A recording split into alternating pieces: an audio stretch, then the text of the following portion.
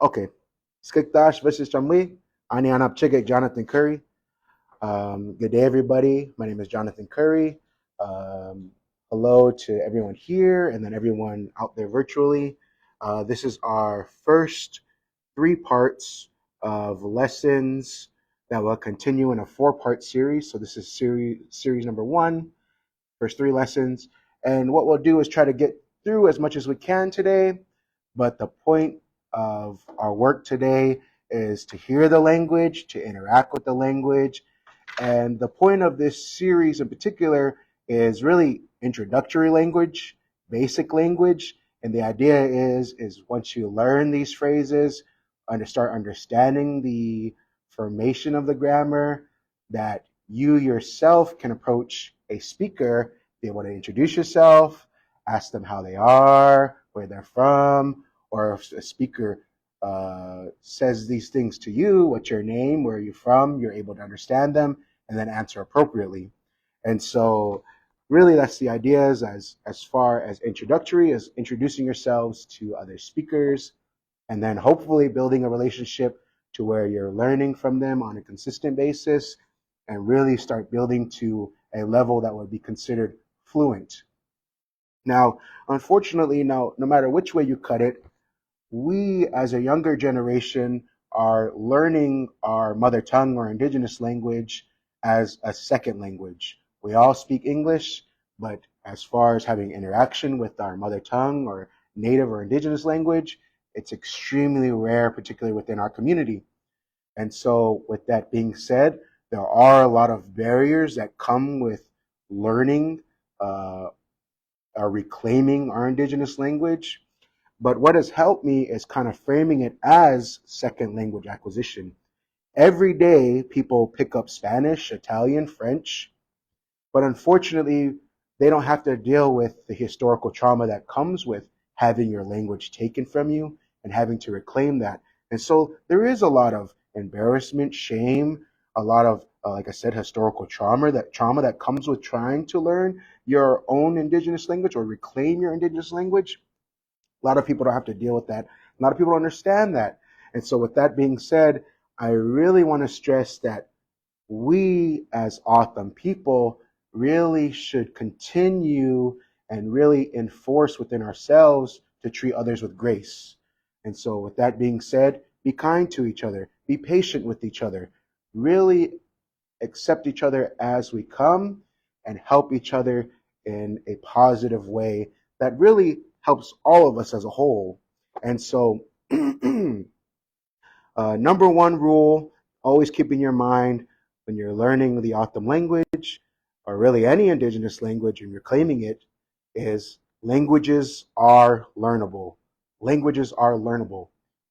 In our minds, we get wrapped up in this or that, or have these bad interactions and experiences, and that's what affects our growth. But if we keep in mind languages are learnable, it becomes simple as that, and all these other things can, in the end of the day, overcomplicate things and hinder our learning. So with that being said, I'm only saying these things because these are things that I've struggled with as a language learner. And so with that being said, even myself, I struggle to continue from a day-to-day basis or a consistent basis, practice the language and continue learning the language. It's extremely hard, especially in today's modern and busy world. But, the hopes of these classes is to get everybody at a point where they're able to have an entry level into hopefully speaking more with fluent speakers. And so, yeah. And so that's the hope with all of this. As far as these lessons, these are really lessons that I've come across in my own language journey, taking classes here and there. And what I've noticed in most of the classes that I've taken is that a lot of these phrases aren't thoroughly explained. They're given a phrase and said it means this. But for me, one question that I consistently have is, where does it say that? Or why does it say that? All those different things. And so that's where these lessons kind of form from, as far as how I'm teaching them, is really breaking down word for word what's being implied or what's being said, so that when you hear them, you have a thorough understanding, other than this phrase means this, but you can thoroughly understand, and hopefully with that understanding, build your own sentences and have a more thorough understanding of the grammar itself. Because a lot of us today, when we're learning, it's through a book, it's through lessons, it's through written form. So that's why we started with the orthography, and now with these lessons, we're continuing with the orthography, with the worksheets, and then I'll be writing them here. And so, and so the first lesson we'll be doing is one that we all know or know how to say, which is Ani Anap Chugik. My name is. And so the first question that we'll start with is Shop Chugik. Shop Chugik. And if you can't read my handwriting, let me know and I'll correct it, or I'll let you know, yeah, that's a V or a W, or a U, because my V's and U's look the same. So with the worksheets, what I did was left the language in and then left a space for you to write the translation. And so Shop Chugik means, what is your name? This is a question you may hear. Mr. Curry, for the folks on Facebook, could you remind them that the worksheets will be posted on the ECEC website for them to download? Okay, so we'll have the worksheets online for you to work with in your own time when you rewatch this video. And so hopefully when you're working them up with your own self, they make sense to you. But if not, do your best to contact a speaker and ask them, is this how you say it? How else could I say this? Is like I said, in terms of grace, is like allow yourself to build more on the language or learn to say things a different way. There is no one way to say something, or it's not so black and white as I'm right, you're wrong. Keep an open mind with this, especially as a learner. And so the S with the dot underneath, sh, implies a question. And so when you say shop, it's saying what. So one example of that would be if I have this marker in this classroom and I hold it up and I say shachit id.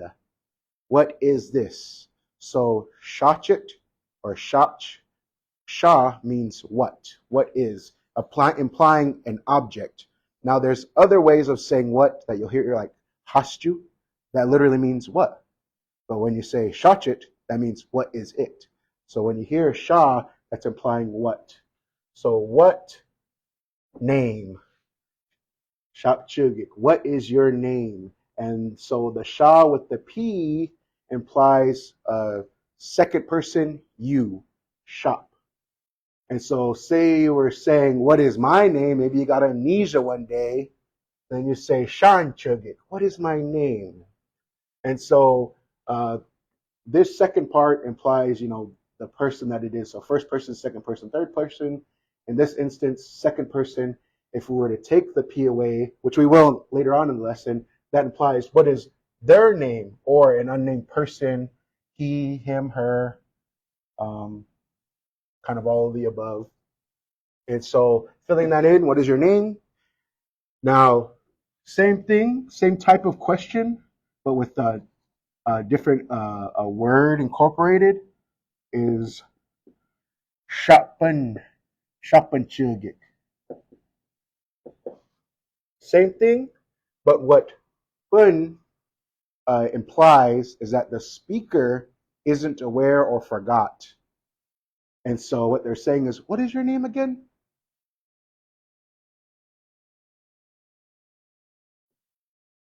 That's what's implied. That's what Pun implies, is that the speaker forgot, whatever it may be. And in this instance, it's your name. So what is your name again? They forgot. And so so these will be questions you hear, but in reply, and this is the phrase I said earlier, this is what you hear a lot of people say as far as introducing themselves.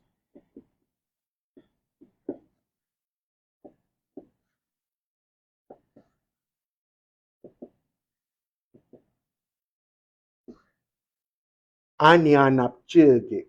Anyanap Chigik. My name is.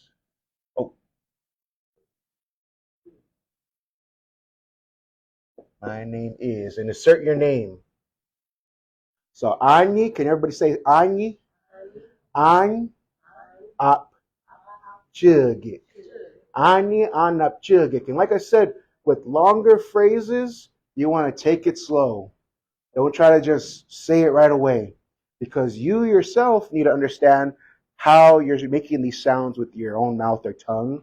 And so that takes practice. And so Ani an ap chugik. Ani as in I or me. An implies is or was, essentially, in a rough translation.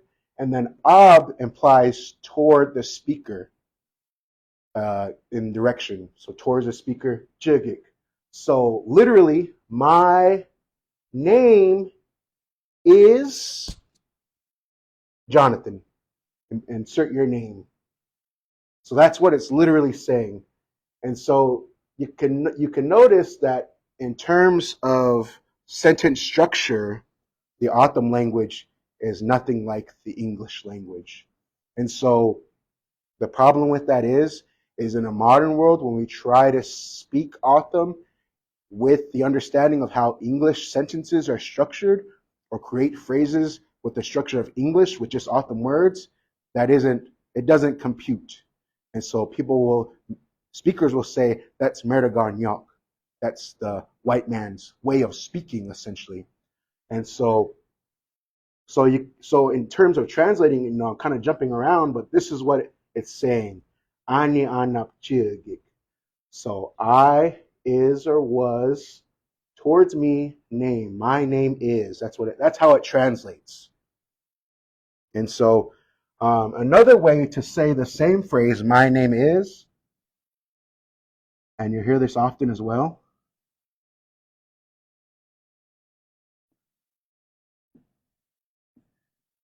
is Banchugik. So that's the same thing. My name is Banchugik.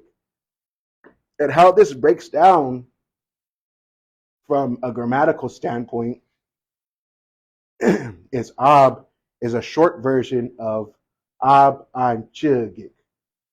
And so when you say it in this way, the A is already implied. And so it's just removed. Banchugik.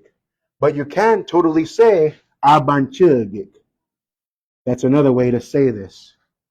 You can insert Abanchugik. Ab meaning towards the speaker. An is or was. Chugik. So quite literally, my name is. But it's just a shorter way of saying this phrase. And so some people will get that confused because of the word for coyote is the same as it is ban. But that's, from a grammatical standpoint, that's what is going on. Is the A in ab is already implied, and so they just say banchugik.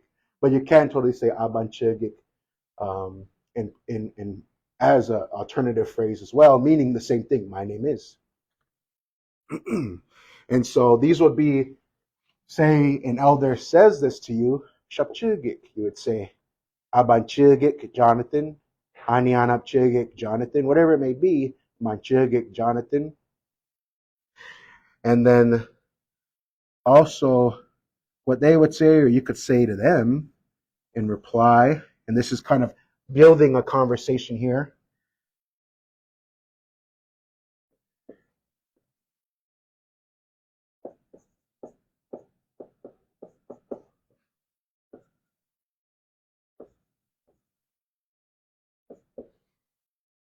Is sapantat nam. I'm happy to meet you.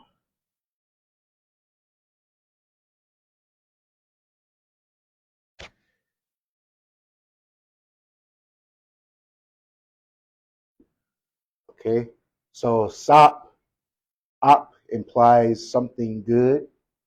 Okay, so when you say sap, that means it's good. Un meaning I in short form.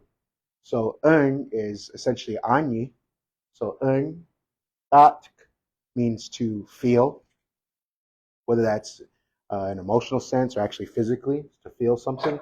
Tat is a short form of second person. So you, nam. and nam is to meet, literally meet. So what you're saying here is, it feels good to meet you, or I feel good to meet you. Sapantat kam nam. So let's try saying that. Sap and tat nam. Sap and tat kam nam. Yep, I'm happy to meet you. Sap and tat kam nam. And so an alternative phrase, what if you already met them? Then you would say,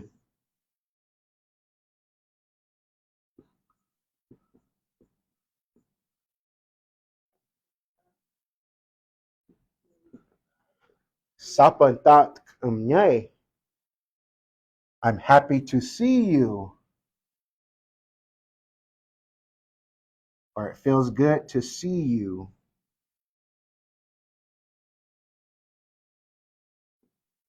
So same thing, sap, good, un, meaning I, tat, feels good, you, nyay, see, to see.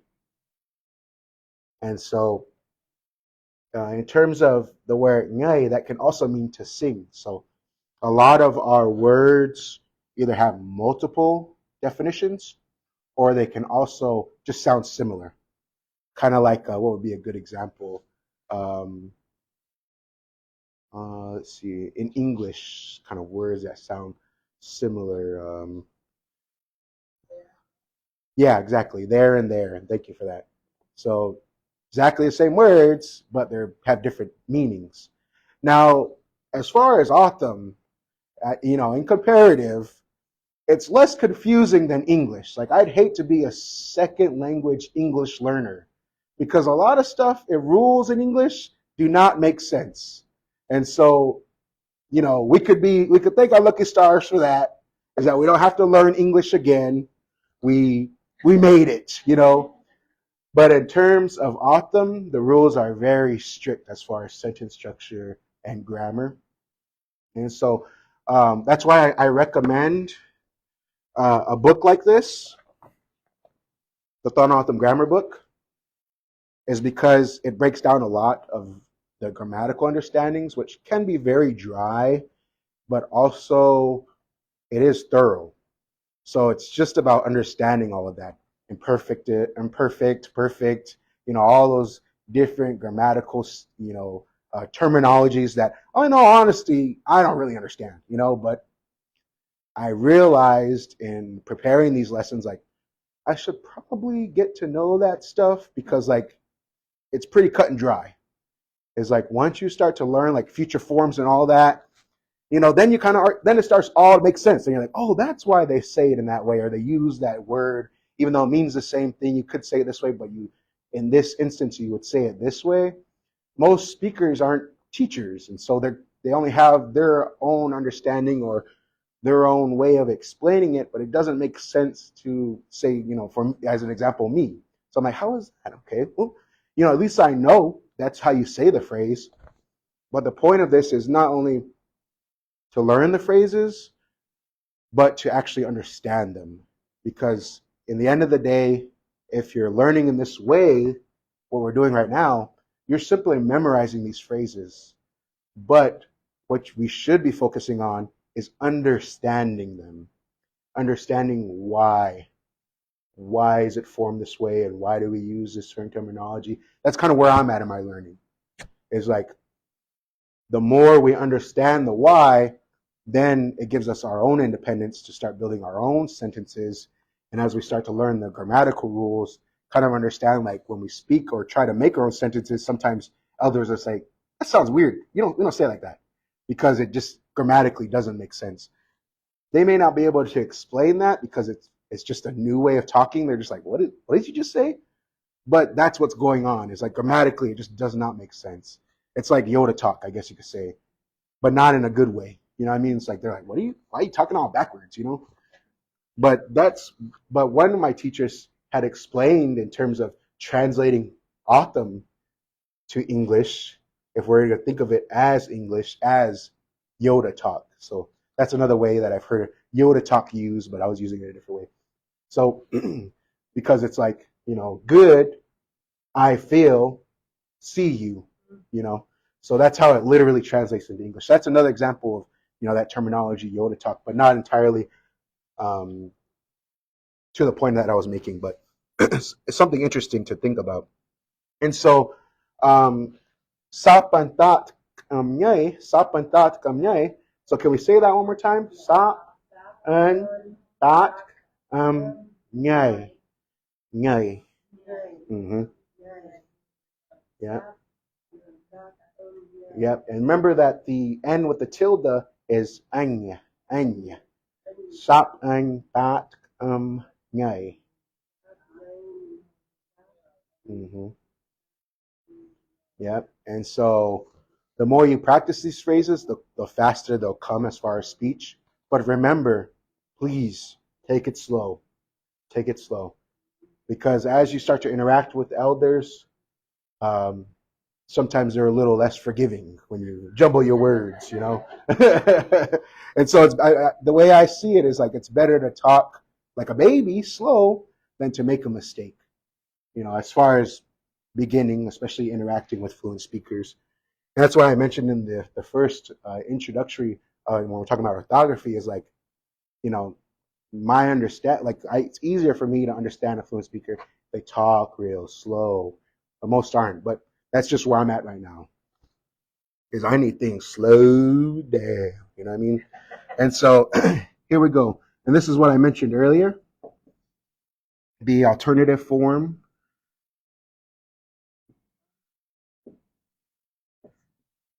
As far as the question is shachugik.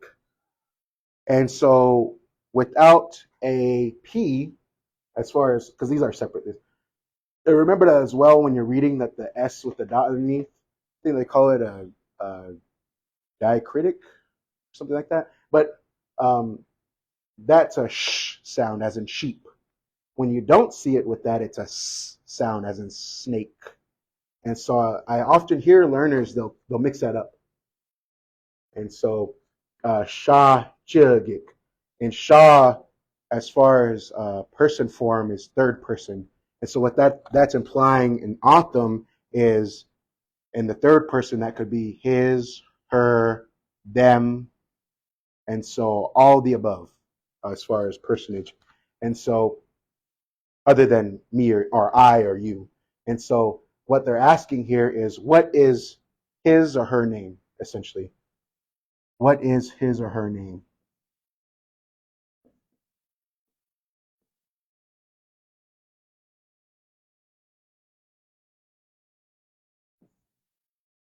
So what is his or her name? So a speaker asking this to you, is they're saying like, who is that? Basically, what's their name? That person over there that I don't know. And so same thing.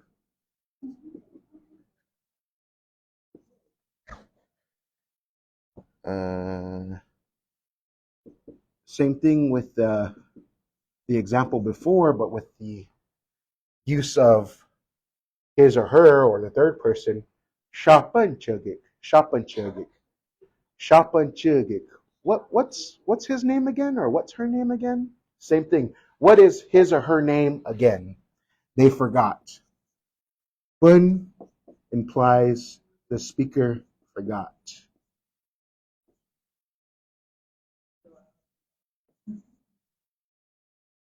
And so me, when I forget someone's name, I never tell them. But in Autumn, it seems a lot easier to say, I forgot your name. What's your name again? So, Sha Panchagik. Sha meaning what? What meaning his or her? Pan meaning again, like what? I forgot. That's what it implies. I forgot. Chagik. What is his or her name again? Or what is their name again? And so, Chagik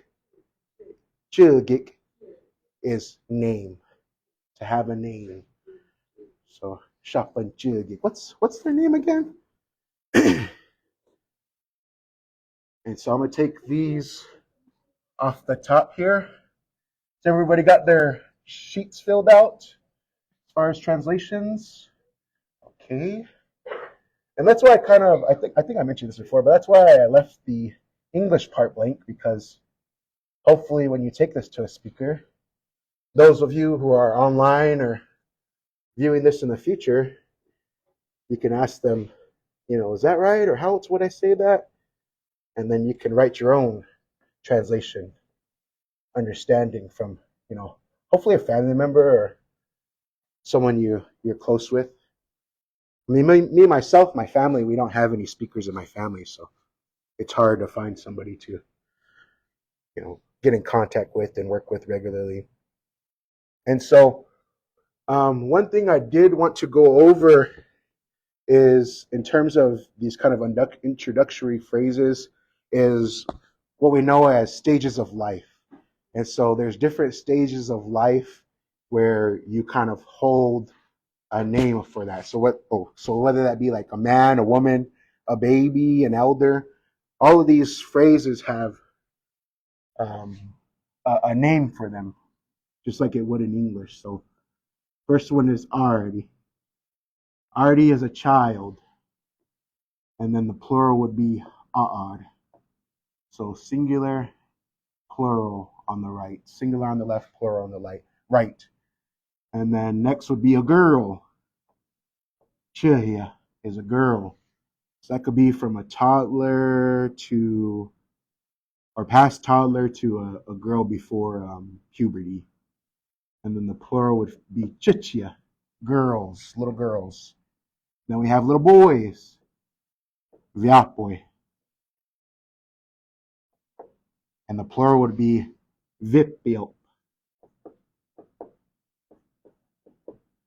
be plural for boys, little boys.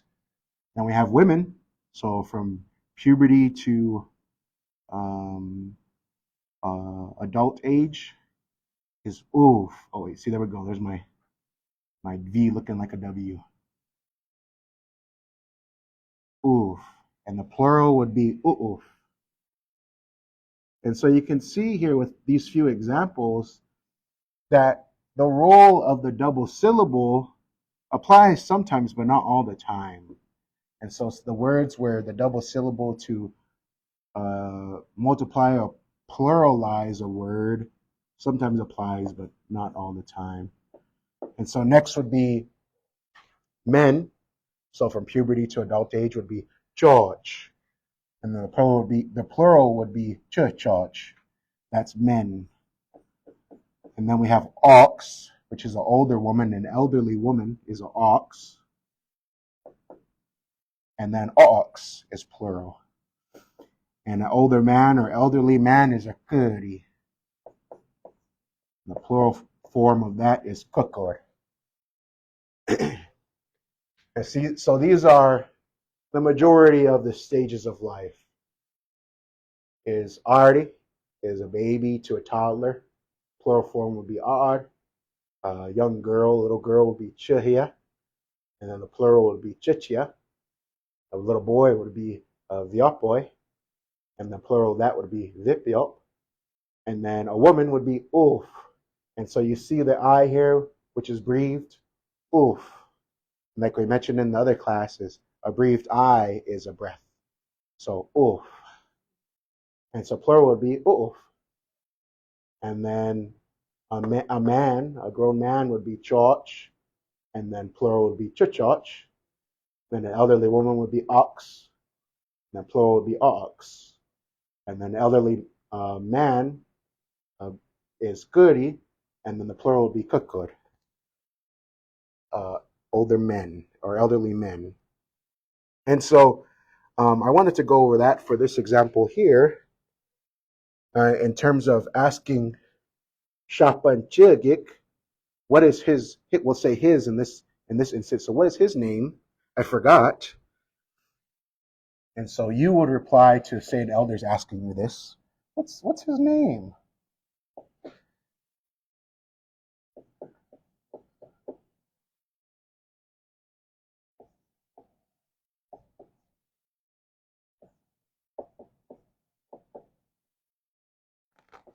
Or just say, Jonathan. We'll put my name in there. So, Hagakuri Oabchugik, Jonathan. So if an elder were to ask you, what's his name? And they're pointing at an older person, we'll just say we have the same name. It's not me. So I'm not an elder. But we'll say they're pointing at an older man. They say, what's his name? Shapanchugik. I forgot. What's his name again? And then you would reply, Hagakuri Oabchugik, Jonathan. So Hagai meaning that. That means Hagai means that. And then the plural form of that would be Hugam, meaning them. But it say that means away from the speaker. But it say if it's close here to where we are, you would say Eda, means this. And then the plural form would be Edam, means these. And so that Kuri, that elderly man, his name is Jonathan. Hugakuri Oabchugik, Jonathan. And they say, oh, okay, yeah, oh, what's up, okay. And so let's say they did mean plural form is, oh, I see I skipped. Okay, so let's make this question a plural. Oh, okay, cool. So let's make this question a plural form, and then we'll answer in plural. So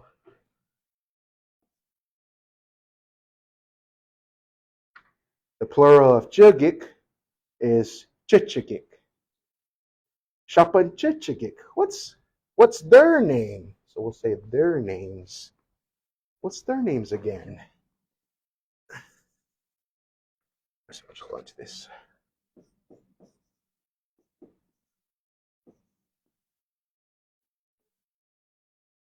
What's their names again? The elders. So they're pointing at, a group over there, saying, what's their names?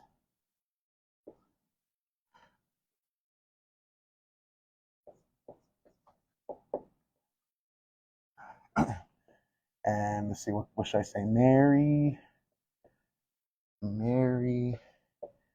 and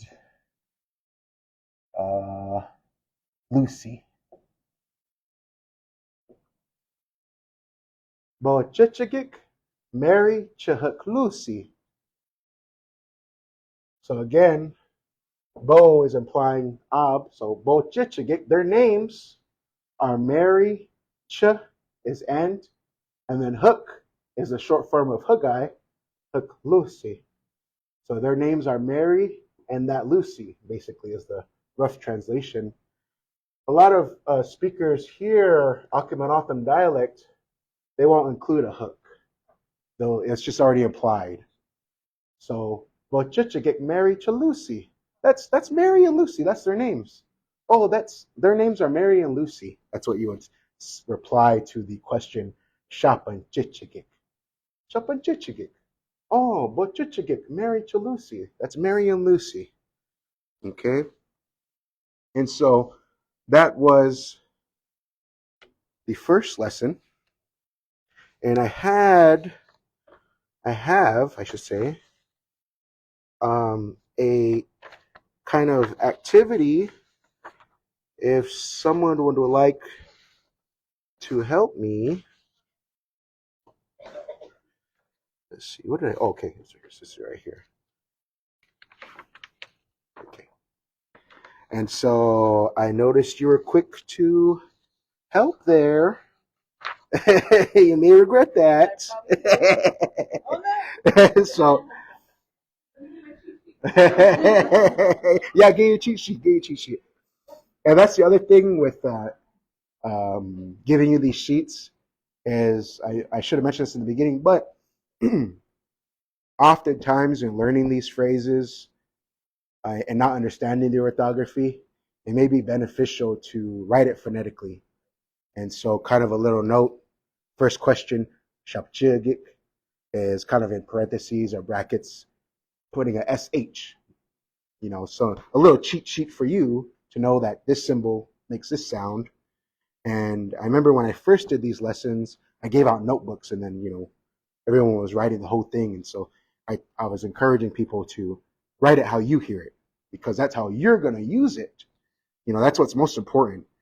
One speaker I came across, and he's not O'odham, he's Metagon, but he speaks like an old man.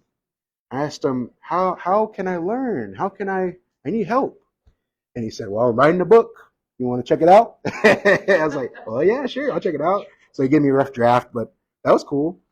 But he was saying, and what he was trying to impress on me was that you can't learn a language, or you can't learn the O'odham language without speaking it. And so that's something today I still struggle with, is, I could read it real good. And if I take it slow and I'm pronouncing it slow, I could say it real good.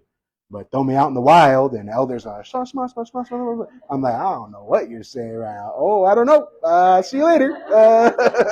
Like, I'm looking for an out anywhere. Like, oh yeah, Tate, actually, yeah, yeah, what? And so I think with this lesson comes with like kind of an interactive activity, just to show an example of what a conversation would sound like. And so I'll be person one, and then you do your best to be person two, and I'm here to help. But here we go. So from this lesson, Shapchugik. Oh, and then Hugh. Oh, Anyanapchigik Jonathan. And then that's me again. Sapantat Kamnam, Carmen.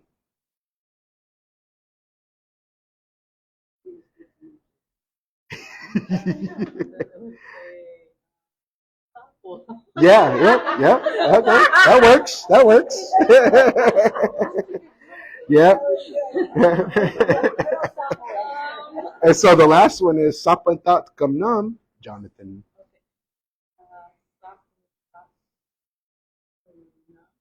Jonathan. Yep. All right, Sapa. So, simple conversations would go like that. Like, they'd be like, oh, it's nice to meet you. And I'd be like, uh-oh. You know what I mean? Like, but yeah, thank you, Carmen.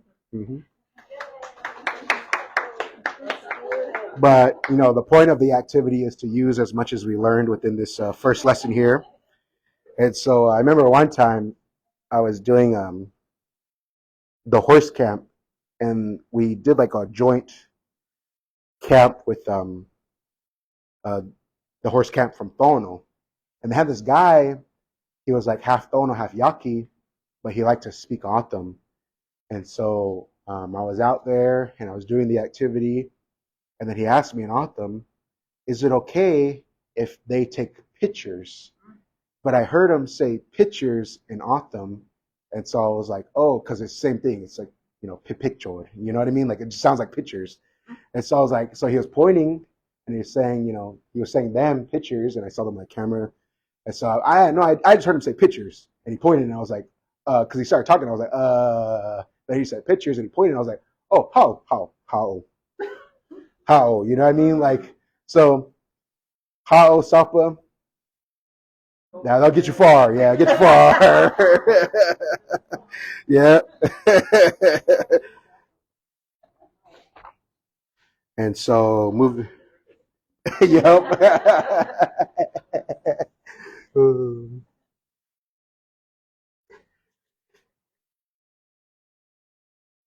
And so when I first started learning language, I'd take language classes. It was hard for me because it was immersion style, so we couldn't speak English at all.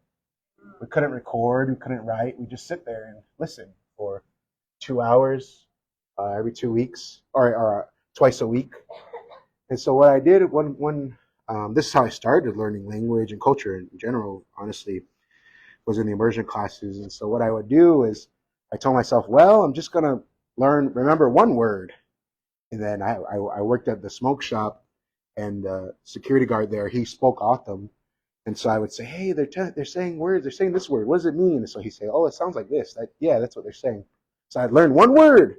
For years, I would just learn one word going to these classes. Every class, I'd be like, I'm just going to remember one word. All these words, I'm just remember one. And so one interaction I had in that early stage was I was at the river, and there were some issues with like dumping and stuff, and so the police were out there kind of checking people's tribal IDs and stuff, and so I was out there talking with him, and an author man who's passed now, he came by, and he's like, I came to see if you needed water, and I was like, oh, okay, yeah, I can use some water, and then these people pulled up and they saw the cop car out there, and they hopped out and they said, hey, is the river closed? And so I learned a phrase from my friend at the smoke shop, and I said, not but O'odham? I said, are you O'odham? And then they said, because that was the whole issue, was like non-community members coming in, and they said, yeah. And I think they just heard O'odham and like, yeah, man, O'odham. And so the guy that came to visit to bring water, he spoke O'odham. He grew up speaking O'odham, and so he asked me. He said, "Napsmat chugam," and I didn't understand at the time. I was like, I just said, I don't know. I said, I'm barely learning, so I can't really understand, but I try to use it as much. And he's like, oh, you don't understand? I was like, no. But he asked me. He said, do you know them? He said, now that I've learned more language, I know what he said to me. By the time I was like, oh, I don't know. I don't understand. But so moving on to the next lesson, where do you live? And so that's what that first question is asking.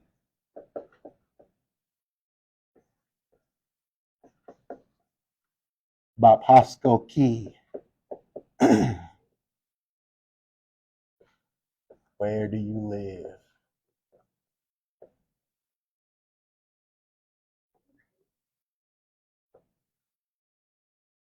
And so Bap as a question, Ba implies where. And then Hasko implies the speaker doesn't know the location. It's an unspecified place or location. And then Ki is a house or where someone lives. And so what they're asking is, where do you live? Because I don't know, essentially. Where do you live? I don't know. I don't know where you live. Where do you live? And so where do you live? That's what they're asking about. Hasko Ki.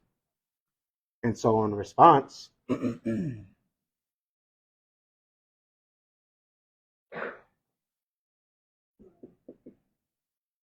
so I'll use Salt River's traditional name as an example for now. And so Manki Ank Akimaram. So I live, and the traditional name for Mesa is Momadi. Yeah, Momadi. And I'm pretty sure you can guess why. And so Manki Ank Akimaram. And so man is again implying I. Ki, I live. Ank Akimar, literally salt river. On is salt. Akimar is river. And what implies is a short form of Amai, and that implies over there or away from the speaker. And so in this instance, what it's implying is that I'm not in Salt River. Say I'm in Gila River. And the elder says, where do you live? Or a friend says, where do you live? Bapasko Ki. I say, Manki Anakimaram is I live, or my house essentially too, literally, my house is in Salt River, or I live in Salt River. And so another way to say this as far as sentence structure is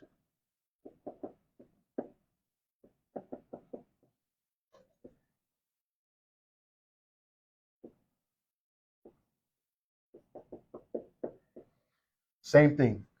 I live in Salt River. Anakimar Amanki. And so again, it's just a different way of saying it as far as sentence structure, but saying the same thing. And so my friend says, Bapasko ki. I say, Akimaram Aman ki. I'm away from the speaker, an, meaning I or me, ki. Ang Akimar Aman ki. And then it's Salt River. You say, like Carmen said, Sapa. And so Another way to reply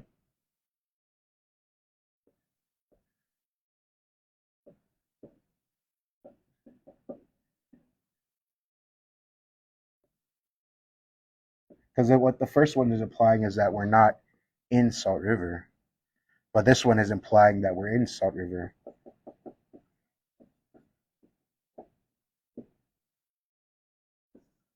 Oops.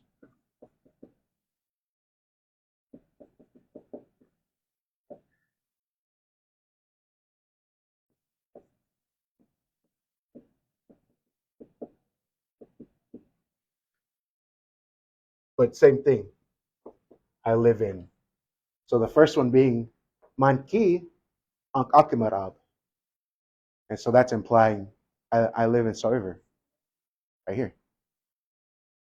And then same thing, but different sentence structures. Ang Akimar Abanki is, oh, I live here in Salt River. Ab implying towards the speaker, and then implying away from the speaker. And so what they're saying literally here is, oh, I live over there in Salt River. But what you're saying here is, oh, I live here in Salt River.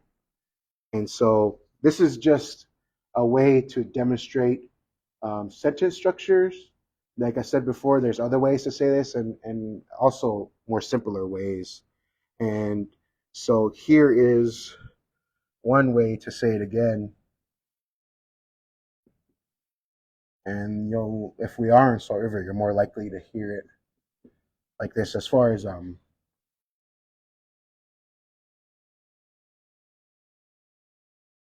of short form.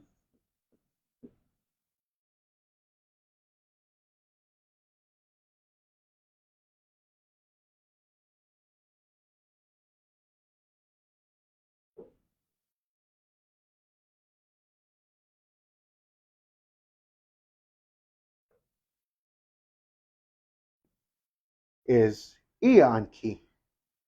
Ia Anki. And this is what it's implying. Ang Akimaram. Because we're in Salt River.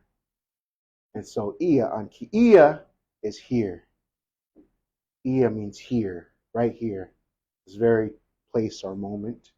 Anki. I live. So I live here. And that's one way commonly you'll hear it. If we're in Salt River and I'm speaking to a speaker, just real quick saying, yeah, I live right here. I'm here. I'm from here, essentially.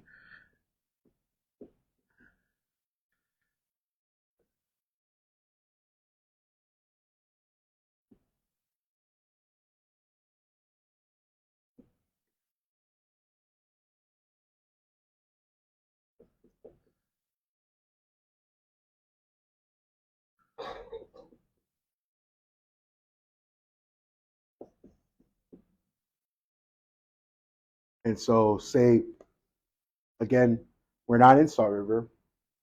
Short form, Amayan Key. And so what this is implying is that the person already knows where I'm suggesting to. And so say we are in Mesa. And I say, Amayan Key. I just point to Salt River or Lehigh, whichever it may be. I say, I'm from over there. They'll be like, oh, okay, yeah. And so these are short forms essentially that you'll hear it, just quick forms that you'll get replies, or you'll reply to these questions. And so, again, kind of continuing from second person, first person to third person, kind of keeping that format. And again, this is all what we went over in the first lesson, the first section, I guess you could say, or part of this lesson. And so the same definitions or rules apply.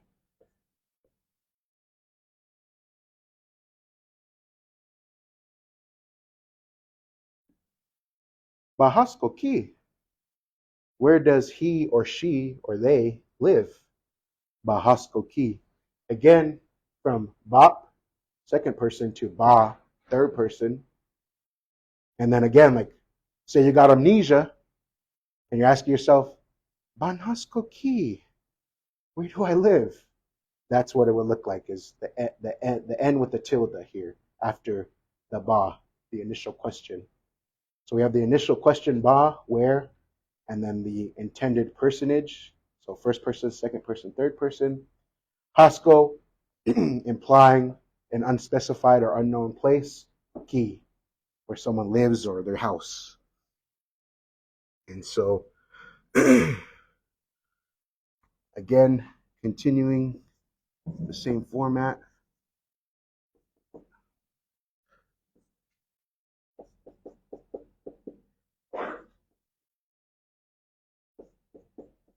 And continuing using Kuri. Bahasko Ki, Hakuri. Where does that old man live? Oh, sorry. Where does that elderly man live? Yep.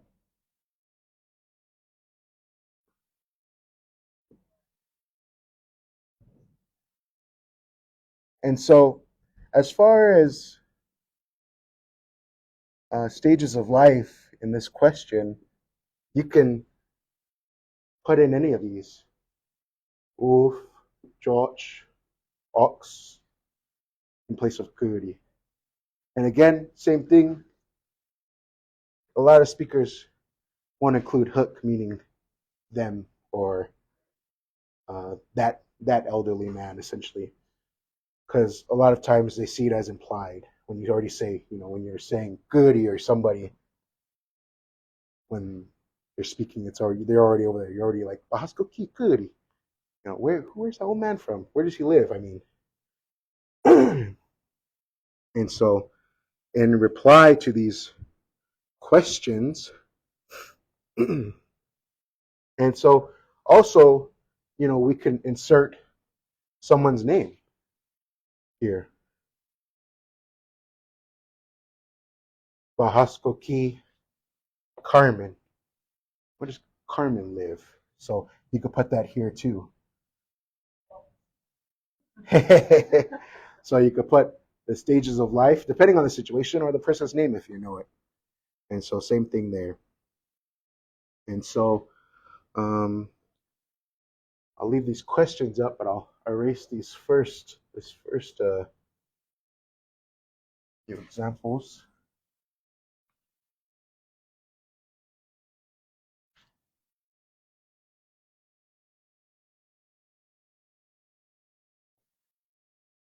And we'll continue with replies at the top.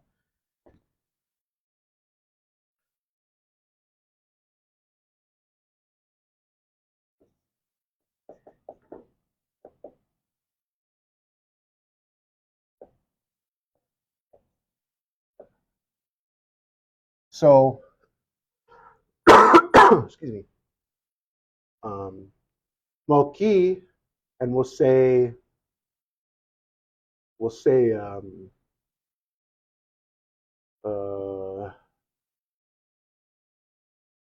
we'll say uskuk.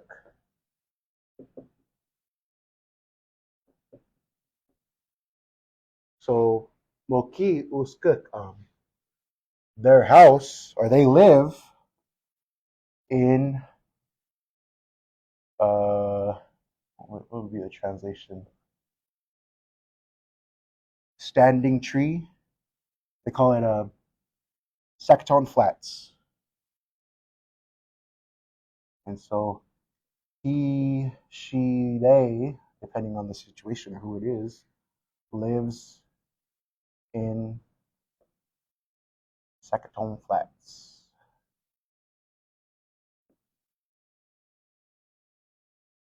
And so this is a village in Gila River. And so, but you can insert any place name there. You could just say it in English too. You could just say Phoenix. Huh? Bunnyville. Yep. And so, but Phoenix has a traditional name, which is Skigik, yeah. And so also derived from Ki, And I have to check my spelling on this, but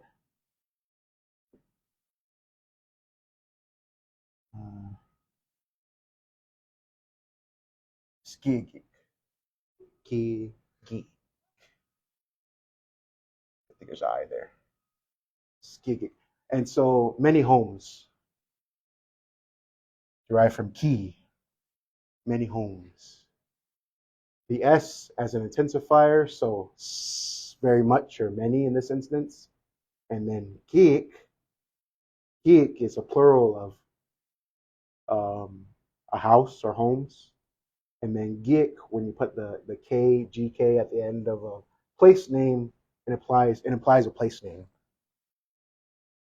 And so many homes, that's the name of Phoenix, the traditional name for Phoenix, Skigik. And so, let's see, where was I? Okay. And so same instance, we'll just put Phoenix. I don't know if I spelled that right. I think it's E-O. O-O-E? Phoenix? Okay. Well, you know what? I didn't know I was coming to a spelling bee of Mesa.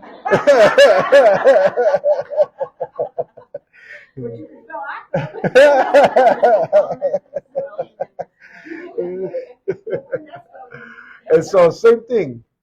Mesa Amoki. He or she lives in Mesa, which the traditional name for Mesa again is Momadi, because the LDS Church and what they were formerly called. Yep, called that Momadi because it was full of Mormons. Mormon land, I guess you could translate that as. And so here's one question you'll see coming across speakers is they'll ask you, Baptohi. And so, where are you going?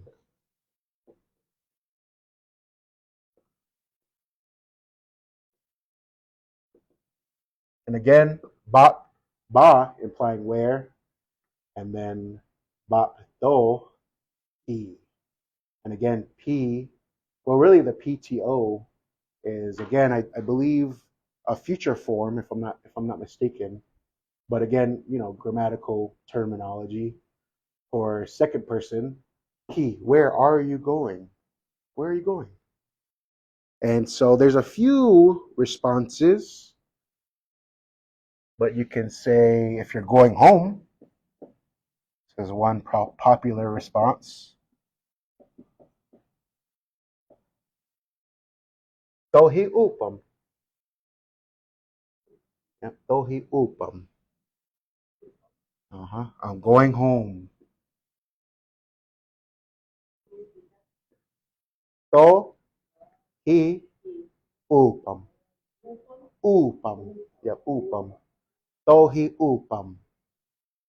So, though as in I, he as in going, upam. And upam doesn't translate to home. What it translates to in English is where I came from, wherever a place of origin or wherever they came from. And so in this response, what you're saying essentially and what's assumed is that you came from your house to wherever you are. So when they ask you, where are you going? They say, Tohi upam, I'm going home. Going back to where I came, essentially. And so I believe we're out of time. And so what we'll do is we'll finish up these lessons next class, and then we'll continue on.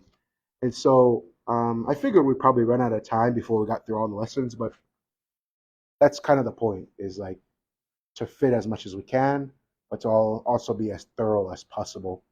And so I hope all of you take away something today, and if there are any questions, let me know, and then we'll continue on in the future every Friday for the next 4 weeks. Can I just ask you to do one thing before you? Can you repeat all? Oh yeah. Okay. 1 second, please. All right. Okay, so singular form for a baby, small child, is ardi. Plural form would be a'ar. And then singular form for a young girl, a little girl, would be chihia. Plural of that would be chichia. And then singular form for a little boy would be viapboy. And then plural form of that would be vipiop. And then a grown woman would be uf. And then plural form of that would be uuf. And a grown man would be choch. Plural form would be choch. Singular form of an elderly woman would be ox. Plural form would be ox. And then singular form for elderly man would be kuri. Plural form would be kukur. And so always keep in mind that in O'odham, when you're speaking in a plural form, you want to use the plural of the noun and the verb. And so whenever you're speaking in a plural form in a sentence, you never just want these things to be one plural, one singular. Everything needs to be plural. So that's another rule to keep in mind as far as from a grammatical standpoint. And one that I recently learned that's kind of helping me as I learn more. So, Thank you. yep. And so a good rule of thumb, like I said before, is you can double the syllable, but that's not always the case. And as far as plural forms, that's one rule of thumb, is to double the syllable. But again, it's not always, like I said, it's not always the case. So the only way to learn that is to expand your vocabulary. And so that's kind of the steps in this is, and as far as language learning, is introductory language, introducing yourself and getting to know a speaker, but then on your own time as well, expanding your vocabulary and then working with them to build your understanding of grammar and sentence structure, utilizing these vocabulary words that you picked up. And the majority of vocabulary words in O'odham are verbs. And so it's important to understand that as far as sentence structure or in speaking, the majority of what a sentence is built around is the verb. And so that's one way to really expand your knowledge of O'odham as far as vocabulary, is to really learn different forms of verbs. And then it makes you more able to interact with the speaker. Okay? So any questions before we end it and take off the rest of our day? No questions? Please, just one. Okay. And so again, I highly recommend this book. And I had this page marked, so I wanted to keep it on hand in case anybody brought it up. But, you know, in the back here, they kind of break down the summary of kind of the first person, second person, third person, but also grammatically how that you may come into contact with that and what that means. And so, you know, direct, indirect, possessive, all that kind of grammatical terminology I do not understand, but how that looks first, second, third. This really helps as far as listening to a speaker, but also reading what is essentially being said in terms of the context of the sentences or conversation. Okay, but this is always something to have on hand because you will come across these in writings and speakings. And so I really like this book because why I recommend it is because the charts and the graphs like this, they're extremely simple and very, you know, straightforward, cut and dry. But there are others that, like, we have our own Salt River language book, orthography. There's many different, not versions, but editions. They break down these things, but it's over like, you know, 3-4 pages because it's a larger print, obviously. So I like this because it's just kind of compiled all within one page, one or 2 pages. I have a Facebook question that asks, where can I buy that? That's why I recommend this, is that you could get this on Amazon. Amazon. Yeah, it's widely available. You can even buy it on Walmart.com. That is not, I'm not supporting Walmart, but it's widely available. A O'odham grammar book. by Ophelia Zapata, who's a current professor at U of A in linguistics. Yep, awesome, awesome speaker and linguist. Does a lot of work. This was originally her dissertation, and so this came out way back in the 70s, respectively. And so, it's still widely available. Definitely a great start to get into, but also, keep that in mind as Ahmed O'odham. This isn't entirely our dialect, but that doesn't mean we can't learn from this and also build off of this as far as our understanding. And so, because it's so widely available, so condensed and simple, in my opinion, this is an essential for beginners, especially because it's so widely available. And you know,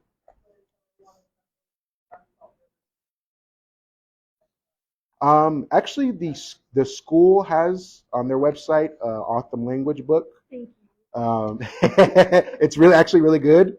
I'll post the link. Yeah, that's really good. It really goes over vocabulary, kinship, very simple subject matter in terms of vocabulary. But as far as grammar and what we're talking about today and kind of that grammatical understanding, this is really the only one that's publicly and largely available. The other one I would recommend, but isn't really in print or available, is Willenbrink's Notes on the Pima Language, which was published in 1935, and it was published by the Franciscan Missions. You had that in your last Yep. presentation. Yep. And so I will get a PDF, and that we'll make that available as well. The problem with that example is the orthography is not current. So with not really understanding the orthography thoroughly, it can get confusing. Even myself reading it, I'm like, I have to sound out what's being said. I'm like, okay, yeah. And because it's like spelled all funky, But these notes on what's called the Notes of Pima Language was written for priests to enter our communities and as a handbook for them to immediately learn and communicate with our people. With that being said, it's extremely thorough in terms of a layman or common sense sort of way as far as picking up the language and explaining it, even though it goes kind of overboard on the grammatical terms, but that's kind of necessary from that standpoint where you're coming from the outside in and you have a certain understanding of grammar and language, and from an English standpoint, it kind of helps. But yeah, I don't go off a tangent, but that's also awesome. And like I said, I have to scan it, and then I'll send you guys a PDF and stuff. And so just stay in contact with us, and we'll be sending a collection of learning material or resources, essentially dictionaries and so on and so forth. So back next Friday. Yep, next Friday, and we'll continue on. Thank you so much for your time. Yep, thank you.